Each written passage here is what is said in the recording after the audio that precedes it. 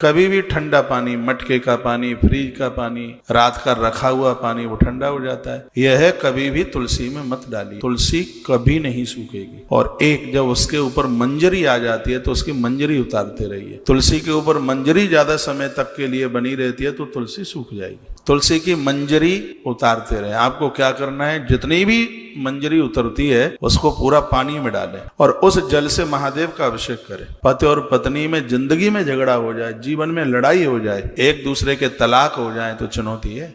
ये बजनी की बात के साथ